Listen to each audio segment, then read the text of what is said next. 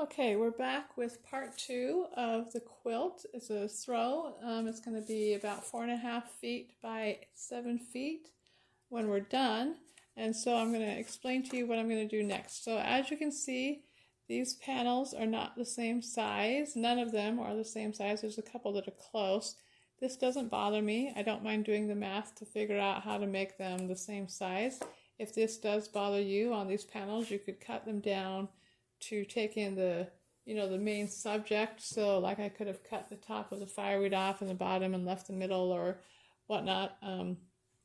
Anyway, this doesn't bother me, and I'm going to show you how I did the math. It does take a little bit of math, and if you don't really want to do the math, you can just cut the next fabric to a wide, the widest you're going to need, and then square up each panel when you're done. I am just barely on the verge of having enough fabric, and I also don't like to waste a ton, so I figured it out. And as you'll see here, it takes a fair amount of math. This was my first page. This was my first page, and then this page, and then this page was the final figuring. And what I ended up doing was going with a 22 by 25 panel. These are going to turn into 22 by 25 panels, which equals 44 by 75 because we're doing a 2 panels by 3 panels. And we're going to have a 1-inch extra border of this cream fabric around the finished piece, the finished main body of the fabric. So that makes it 46 by 77. And then I'm going to add a 3-inch, one more border of this blueberry fabric around the very outside edge, just to kind of tie everything together. That gives us a 52 by 83, which is pretty close to, it's like 2 inches shy of 4.5 and 1 inch shy of 7, but we're going to call it good. I'm excited for that. So I'm going to show you what I did to come up with my numbers. Again, if you don't want to do this, what I would do is take the smallest panel, figure out how much, the width of this strips that you need, and then sew them on all of them, and then square them up. And I'll show you how to square them up in the end. Just a couple notes before we get started. The cream. So I took the total outside. I actually took this number, the total outside, added it all together. You got to add both sides, both edges, and the top side, bottom side. It ends up being 246 total inches at 1.5 inch strips. And so I need 6 more strips of the cream color fabric plus a little bit, and I have left over from making these panels, a few little strips, so I don't need to cut an extra strip for that. It's good to save those little things just for those kinds of things. And then the blueberries, I need 270 inches total, and they're 3 inches a piece, and actually it's going to be 3.5 inches because I want it to be a finished piece of 3 inch. So, and this one's already figured, 1.5 inches, I want 1 inch wide strip, and this one's going to be 3.5. And then I need 6.5 strips. And I don't know if I'll cut the 7th strip because, again, I have a number of pieces that I've saved from when we did the borders around the actual panels. So, we're going to get started. I'll show you how I did my figuring on the strips, and then we'll cut and we'll get sewing. Okay, so I'm going to show you just on a couple of these what I did to figure out the strip width. So I took, this one is this one's the smallest. I'll do the smallest one and the biggest one. This one's the smallest panel so far. And so what I did is I'm lining it up right on 0. And then I know I want it to be 22 inches wide. So here I've got my 13, but I know that I want, it's like 13 3/4, but I need that 1/4 inch minimum for the panel, and I like to have a little bit of extra. Actually, it's about 13.5. So I'm going to start with the 13, but I'm going to add a little bit, and I'm going to count to the 22. So 1, 2, 3, 4, 5, 6, 7, 8, 9 inches, plus a little bit. So this one I think was going to be a 5-inch wide strip. That'll give me 10 inches, and then that gives me a little tiny bit of excess to cut off when I go to square the panel. And then again, same thing this way. I know I want to be 25 height-wise, so I'm going to start at the 15 and work my way to the 25. I think that's in my camera view, maybe not. We'll turn a little bit. So 1, 2, 3, 4, 5, 6, 7, 8, 9, 10. So that's going to be a 5-inch strip as well. And then the largest panel is this fireweed. It's actually fairly narrow and tall. And so we know we need, we know we need 22 inches wide. So again, I'm going to start and go 1, 2, 3, 4, 5, 6, 7, 8, 9. And I divide that in half. So that's a 4.5-inch strip. But again, I'm going to add just a little bit. I'll probably make it 5 inches as well. And then turn it this way. And we're already here at the 19, but again, I'm going to start this inch, 1, 2, 3, 4, 5, 6, 7. So that's only going to have to be a 3.5-inch strip. So I'm going to cut my strips. I'll just time lapse that really quick. I have my list of strips here and the sizes that I need.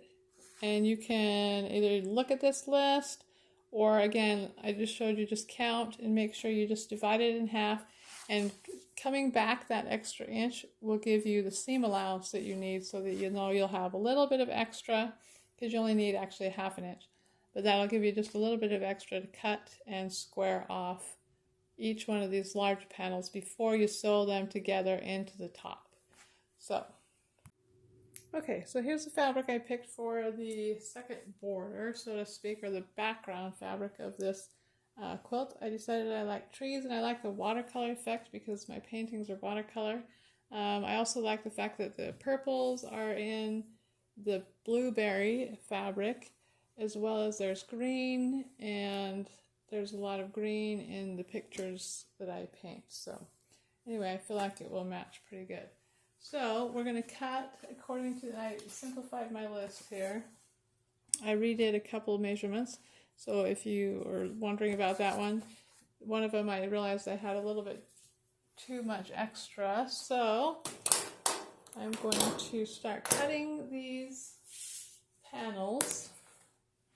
Okay, so I'm just going to really quickly time lapse this. I'm keeping track up on the piece of paper of what I've cut.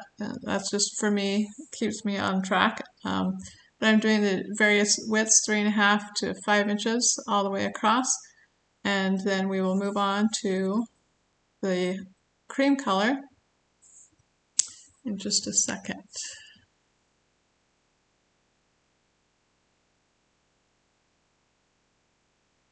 And if you'll notice, I figured this one fairly closely. If you go and get fabric, make sure, I had 1.5 yards for this particular quilt. You may want to do closer to 2 yards. This only gave me literally like less than 1 inch of fabric left. So make sure you keep track of how big you want and the quantities of fabric you want ahead of time. I thought I had, but obviously I needed to give myself a little bit more leeway when it came to how much fabric I had. So when I cut this one, you'll see there's just a little tiny bit of fabric left. Okay, since we started with the fireweed, that was part 1, we'll do the fireweed for part 2 as well. So I have my strip of fabric, and if you'll remember from part 1, I don't do a lot of exact measuring because when you sew things, it stretches a little bit and whatnot, and sometimes if you are exact, it'll actually be a little bit short, and it won't be exactly the length that you want it to be. So one other thing, so when you look at fabric, this fabric could probably be used on either side. But if you remember on a bolt of fabric, the fold is on, it's got the pattern on the outside. So wherever the fold is, that tells you that that's the outside and the inside is inside of the fold. So if you are worried about it, like I said, this fabric could go either way. But I like to mark it. So I put a pin on the top side, just kind of on one end, just to mark the top side of the fabric, or the right side of the fabric. That just helps me remember. I don't know. You might have a better idea, a better way to do it. But anyway, so this one's long enough to get 2 strips. If I show you, I'll fold it in half. 2 strips long. And this one actually I might leave whole like that. Some of them I'm going to cut shorter so that if I need extra, I have a little bit of extra. But this one I think with it being as long as it is, I'll just cut it in half. And that'll give me that little bit of extra. So I'm just going to fold it, pull it, and cut it. And then that will do my first two sides. So we're going to go over the sewing machine and stitch these on. And this one kind of has a direction to the fabric. The trees all seem to be growing, so to speak, one direction. And I haven't decided. I usually like them to go out, so I think that's what I'm going to do. It may not matter. You may not care if they go every which way, but I'm going to try to grow mine all out. So I'll see you at the sewing machine. Okay, so making sure I have my right sides together. And then again, I want my trees to grow out. So my pin marks the right side. And if my trees are going to grow out, the stumps need to be towards the fabric that I'm sewing it to. And again, make sure you're not on the exact selvage. When you sew, you want to be off the selvage so that's not in the body of your quilt. Line it up, and we're going to just do 1/4 inch seam allowances. Again, just like we did before.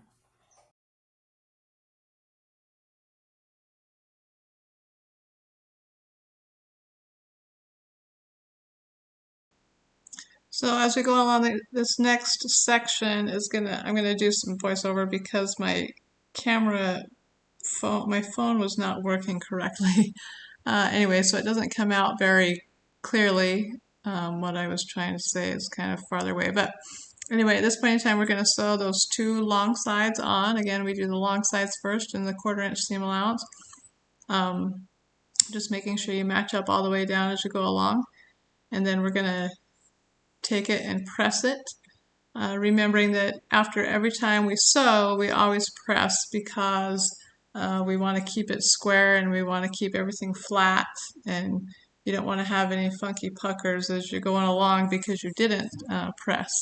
And I always press out, or at least on this quilt. Some people like to press to the darker color. Obviously this one is to the darker color, but some of the ones that I press are not. So that's personal preference for you, whichever one you prefer to do.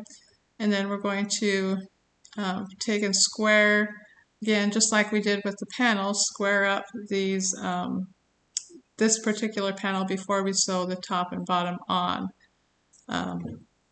And you know, a long ruler and your cutting mat and rotary cutter are essential for this. And make sure you're not cutting off too much of that white or cream colored border. And using that other straight line, grid line of your cutting mat is really helpful to make sure you're square. And square is what we're kind of looking, or it's not what we're kind of looking for, it is what we're looking for. And then the next step would be to sew on the top and bottom of this panel. And again, marking the outside, or the right side, I should say, so that I get that in the right spot. Again, this fabric isn't super critical, but some are. This quilt being 44 inches wide, a piece of 22 inches is half of the width of my fabric, so it works perfectly. So I just use one strip per top and bottom of each one of the panels, so 6 strips total. And then obviously go and sew those on. The one thing you need to be really careful about those, to make sure that that selvage is not in the body of your quilt. You want to make sure that the excess that you have, that you're making sure that selvage is not in the body of the quilt. So hold the selvage edge over the edge more so than worrying about the other edge. But you do want to have that little bit of extra on both sides, because oftentimes the sewing machine will pull things weird, or the fabric stretches, and it might stretch more than you may think, or it might not stretch as much as you think, and so you need to cut a little bit off. But you want to have that just a little tiny bit of excess, just so that squaring up is a lot easier. sewing on the other side again, or the top, maybe that's the bottom. I think it's the bottom. 1/4 inch seam allowance, same as the others, or the rest of the quilt. And then we will go and press.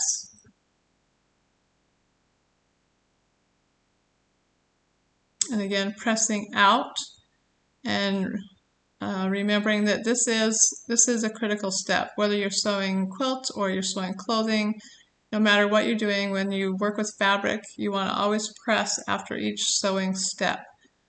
This makes the next step a lot easier. It makes every step beyond this a lot easier, and you have less to deal with that's off. So to square this one, it's it's too tall for my cutting board, and so I'm folding it in half. I match up the cream colored borders on both sides, the corners and all that, so that they are lined up, and then I make sure I have the same width of border fabric all the way around. So on this first cut, I make sure I remember the number, that it was 4 1/8, and then every time going around, I will square up to 4 1/8 for that width on that fabric or on that panel. One thing I did decide to do later with the other panels is not even worry about this step particularly, and just square up the whole square to the side that I wanted it, to the size that I wanted it for the finished panel. And that's what I'm doing here in this step, is squaring up the panel to the actual size that I wanted. One thing that's helpful is to put a pin through the corners of those white border pieces and pin it down so that it holds the basic panel straight and square, and then when you fold it, it stays that way. Here I'm going to match up the seam lines and the different border pieces so that they're all stacked, so it's a square, well, it's kind of a rectangle, but anyway, it's squared up, and then just cut off the excess, lining up the two folded edges on the grid line on my mat, and then cutting, obviously, the raw edges. And then turning it, same thing. And remember, when you turn it, I still like to line up the folded edges. I don't line up that cut edge for the most part, because I want to line everything up always the same, to the same sides and whatnot. So cutting this one, and then make sure you cut all of the panels to the same size. At this point in time, when you're squaring each one of them up, make sure, like, start at the 0 or whatever, however you want to do it, but make sure they're all the same size now, so that the next step is a lot easier, which is to put together the entire quilt, or at least the body of the quilt. We still have a couple more border pieces to put on, but and then this is just, I was just going to show you one more. Again, I'm pinning through those two corner pieces, making sure I'm right in the corners, and then folding it in half because it's too big, and kind of get it partway there. Don't just think it's going to not bunch if you don't have it somewhat folded evenly anyway, but you'll notice that I haven't even cut the excess off this one. I decided to just wait and just square it to the right dimensions while I was at it. And that was a lot faster than trying to cut off the excess. I mean, you need to cut off the excess when you do the two long sides, but then when you do the two short sides, just wait and square it all up to the dimensions that you need for the panel. I think mine ended up being, when it was folded in quarters, 10 1/4, or no, 10 3/4 by 12. So that's what I'm doing here, is 10 3/4. If you don't go right to the edge, you got to do your math. And then squaring up, and like I said, I square up off those same edges that I used for the first side, the two folded edges. I don't use that cut edge. Just, I feel like it's going to give me a better edge. It probably doesn't matter, but that one ended up being 12. I just ran the ruler down it just to make sure that it was right where it needed to be. So there's the panels, and here's the panels kind of laid out on the floor. Sorry, I had my camera turned the wrong way, so you're only going to see two, but it's 2 wide by 3 tall, And at this point in time, it's time to sew the panels together. So I'm going to sew the top two, the middle two, and the bottom two together individually, and then we'll sew the seams in between the 3 rows. One tip for you, so I get started on the sewing machine, and I get past that first seam there, I don't know why, just for that part, and then I match up the other end, and I pull a little bit of tension. I'm not trying to pull it back, I'm just trying to hold those 2 panel pieces together, because sometimes the feed dogs can feed at different rates, the top and the bottom, and you'll end up off when you get to the bottom, like, you know, a 1/4 inch off. A 1/4 inch is a fair amount when you're quilting, because that's the width of a seam allowance. But if you hold on to them and kind of maintain just a little bit of that tension, you will be perfectly on. And here it's been sewn all the way together. The 2 panels and then the 3 strips all together, and this makes up the body of the quilt. And I'm going to square that up. And the same way I squared up each of the individual panels, I folded them in half and folded them in half again. So that top half is the fold, the bottom half is the raw edge, and I'm just going to line it up on my mat, the folded edge on the top, and it's too long to line up the left side of the fabric, so I have to really be careful to make sure that that top edge is straight all the way across as far down my mat as I can go. And then cut off that edge when I get that all straightened out. Excuse my hair, I was looking at my arm.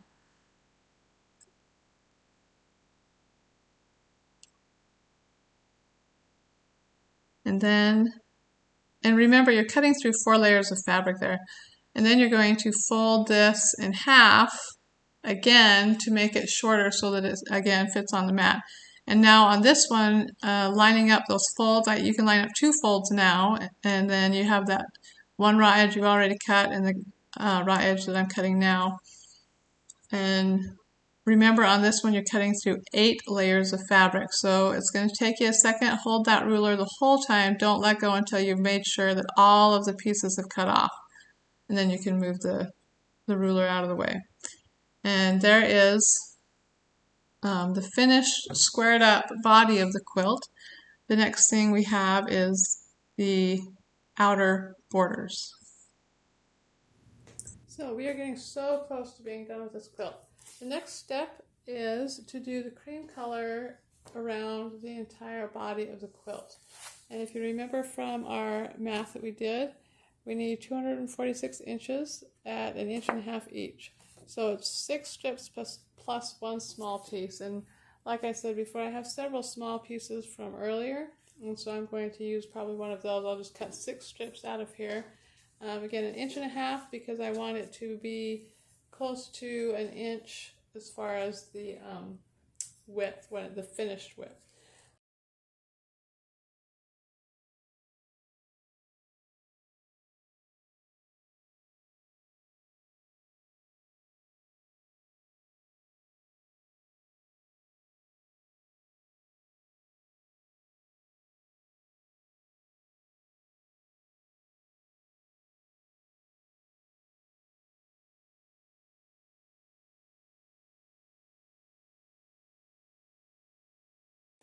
Okay, so on our math here, again, we needed 6.5, 278 inches total, 6.5 strips. I'm debating on this one because I don't have as much extra, and I don't want to have to piece together like, well, I guess there's a bigger piece. I don't know. Maybe I'll cut 6 strips, but I'll have enough so that I can do 7.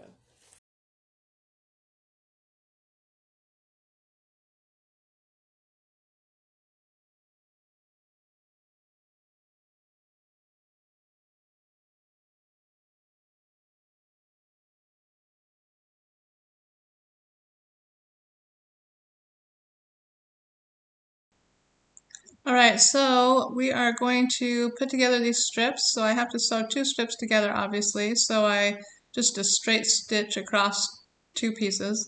And then that's our next step, is on the long sides. Again, start with your long sides with each one of these. and leave that selvage. That piece had a selvage on both ends because I sewed through the other selvage on the other end. But keeping that selvage off, and then a 1/4 inch seam allowance again, all the way down, and you're going to go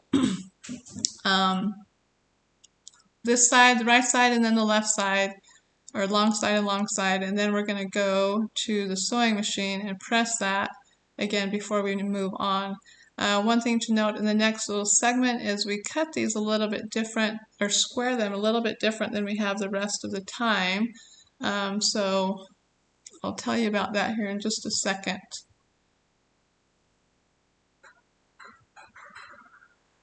And go across. Make sure you press that. That seam was pressed open, so make sure you press that, or make sure that goes under the presser foot correctly, that you don't sew a funky kink in the edge there. Not that it'll hugely matter, but it does, I don't know, it does a little bit. And you've got a lot of fabric now, so you got to make sure you have room on your table. You see me moving the fabric all the time. You don't want it to feed through incorrectly. So make sure you keep moving it. And then you're just going to press that, obviously, all the way out. And again, this is a light color fabric, and I'm pressing out. Some people would press it under towards the dark side of the fabric, but I like just pressing everything out. So I've been, doing that the whole time. I've continued here. It doesn't bother me. If it does bother you, you can go either way that you want with that pressing.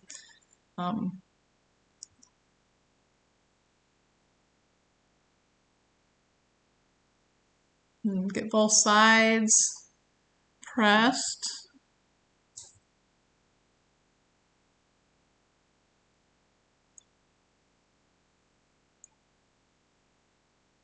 You can see this is long enough now. It's taking 2 or 3 moves to get one piece pressed.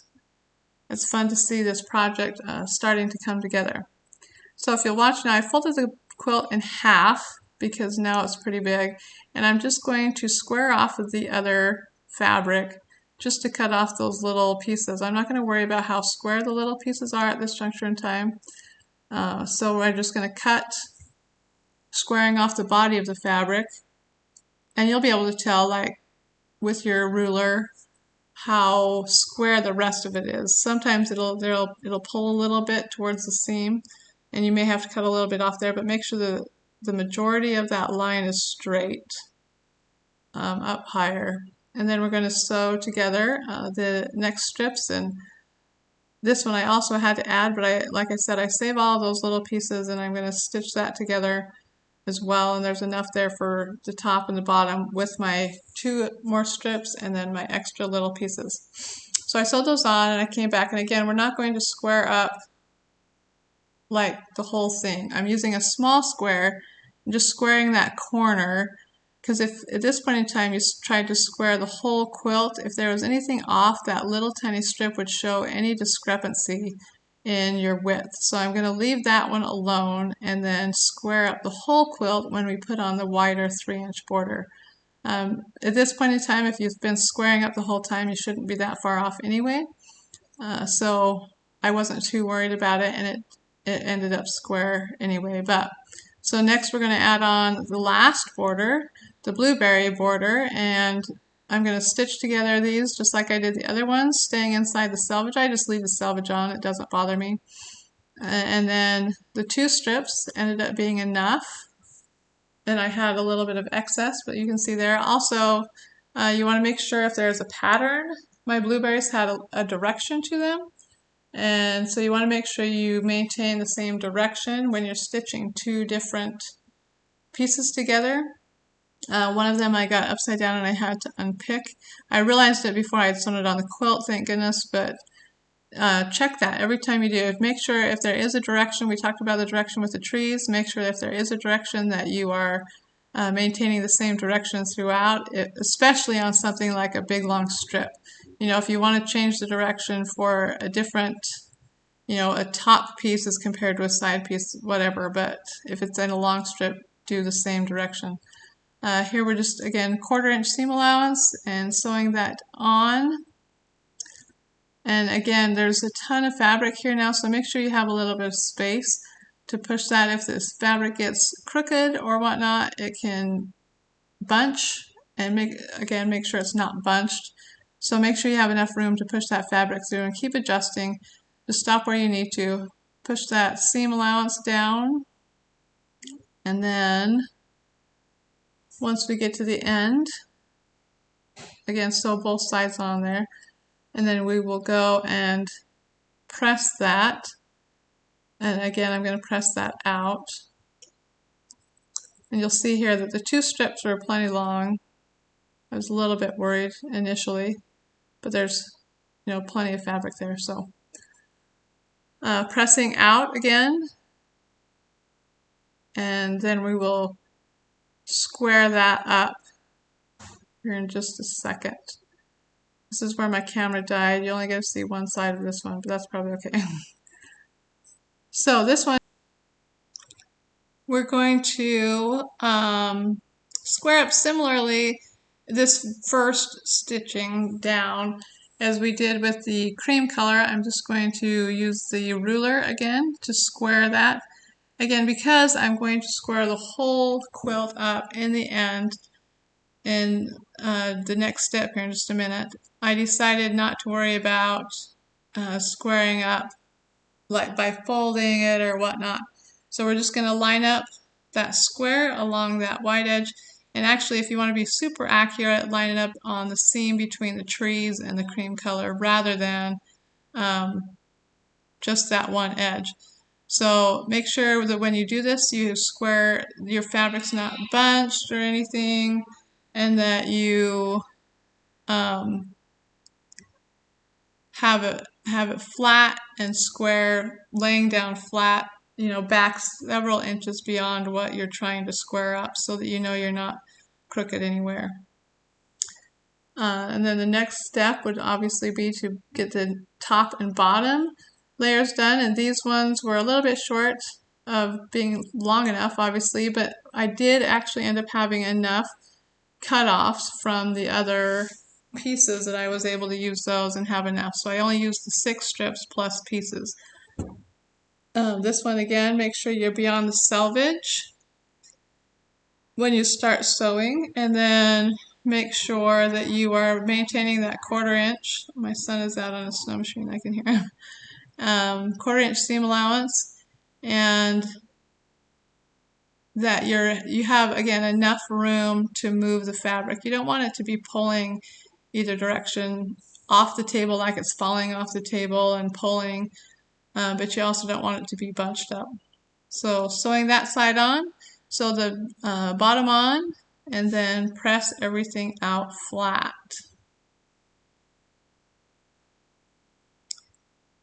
And that's what we're doing here. And obviously this last round, pressing it out again as well. When you come to those seams where you've pressed, where you've joined, it's a little bit thicker. Just be aware when you press through those that it may not go the way you want it to initially, so you may have to, manipulate that part of the fabric a little bit more to get it pressed out or in or whichever way you're going. All right, so the last thing we're going to do is square the top up. And I'm going to pin through the corners of the fabric of the quilt. Sorry, I'm shaking the quilt there to get things kind of shaken up. Now this process is going to take a fair amount of time. It's the last thing we're going to do to square this up, and I feel like it's the most important one, so you need to make sure you're really square. I'm checking and making sure that the seam on that last little cream colored border is stacked all the way through the 4 layers, and then I'm pinning it in place. And then I'm flipping it over and flipping it around, pinning the next side, making sure that they're all flat, making sure that the corners are lined up all the way through all the layers. My left hand is not as good as my right at that. But you'll notice it's not a quick process here to make sure it's square. And some people would not even worry about it at this point in time, but you'll see that I do cut off not a ton, but a little bit, and it just gives it that final little bit of, have you ever folded a blanket and you can tell it's obviously not square? That may not bother you, that bothers me. And again, flipping it over, flipping it back and forth, lining everything up, pinning it in place. I have pins on both sides. You know, if I flip and I see one side is off, I flip it back over and I fix that side, or I fix it on that side and then flip it over and make sure it's okay on the other side. And you don't want any puckers anywhere. So, but like I said, take your time with this part of the process because it's really important that you do so.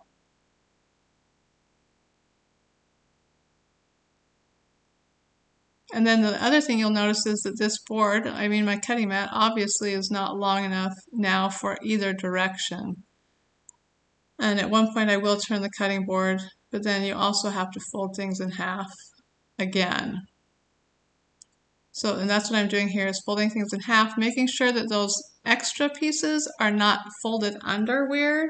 You don't want any of your corner excess pieces to be not where they should be and cut the fabric off incorrectly, and then it ruins your border. So the first one, again, cutting through 8 layers, and then I'm going to flip this over because with the 8 layers, it's hard to get all the layers in place and pulled out where they should be and smoothed out. And so this one I did the one cut, and then I lined it back up on all my folds, and then I did the other cut just to finalize that edge. And this layer I could tell was obviously through all 8 layers of fabric. It was a little bit harder to cut. So then we're going to unfold a little bit, just once, and move my ironing board and turn my board so that it's long enough. And then this one is longer than my ruler. So I'm going to use that little square ruler to extend so that I can be on the same line all the way up through the piece of fabric and cut. You see I move it out of the way for the final cut, but then I've got that straight edge on the bottom.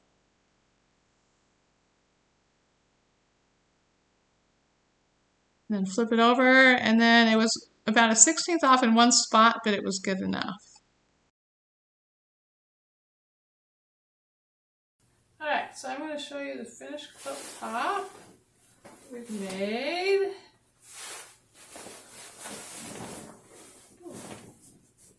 Turned out pretty good. I really like the colors. I really like the panels. I like how it turned out. At this point in time, I have several options, or you would have several options. So you could tie this if you wanted to tie it as a tied quilt with yarn. You could quilt it by hand. I've quilted many quilts by hand. It takes a long time. It would take me probably a month or more to quilt this, even just this small one, because I'm really slow at it. And then the third option is to have it machine quilted, and that's the one that I'm going to do. I'm going to take it to somebody that I know, and have them quilt that for me. There's a cost obviously involved in that. Some of the things you're going to need before you go is you need to pick out something you want on the back side. I kind of like the minky type thing, or I don't know, it depends. Sometimes I just put a regular kind of muslin kind of quilt back on it, but I like the softer minky, it's kind of fun. And then talk to the quilter about whether you need to purchase your own batting, the stuff that goes in between the front and the back, or if they have it and you can purchase it from them, because sometimes quilters have batting that they like better. So anyway, there it is. I'm super excited, and I hope you guys enjoyed this tutorial, and I hope you guys try this quilt or try one similar. Again, you can check out the quilt panels on my website, stephanieritchieart.com. There's these 6 plus a whole bunch more on there, come in a variety of sizes, so you can make anything from small pillows to large quilts. I've made several queen size for my kids when they graduate from high school. So anyway, I hope you enjoyed.